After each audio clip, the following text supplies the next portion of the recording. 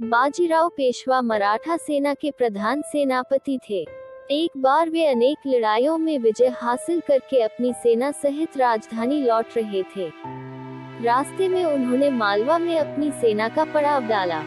बहुत दूर से चलते चलते आ रहे उनके सैनिक थककर चूर हो गए थे।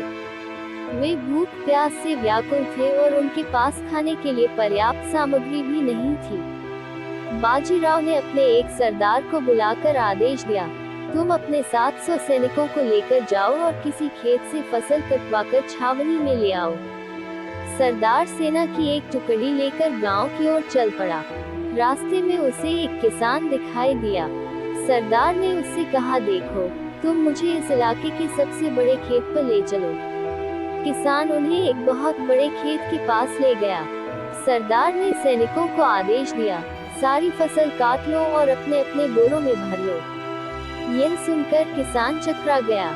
उसने हाथ जोड़कर कहा, महाराज, आप इस खेत की फसल न काटें। मैं आपको एक दूसरे खेत पर ले चलता हूँ।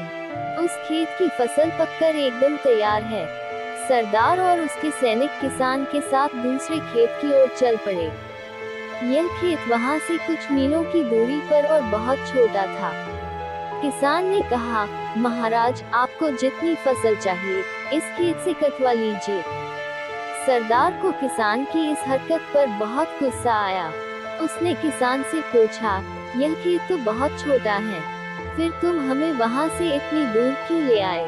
किसान ने नम्रता पूर्वक उत्तर दिया, महाराज, नाराज मत होइए, वो खेत मेरा नहीं था, यह खेत मेरा है, इसीलिए मैं आपको यहाँ ले आया। किसान के जवाब से सरदार का गुस्सा ठंडा हो गया। वो अनाज कटवाए बिना ही पेशवा के पास पहुंचा। उसने यह बात पेशवा को बताई। पेशवा को अपनी गलती का एहसास हो गया। वे सरदार के साथ स्वयं किसान के खेत पर गए। उन्होंने किसान को उसकी फसल के बदले 1.5 सारी अशर्फियां दी और फसल कटवाकर छावनी पर ले आए।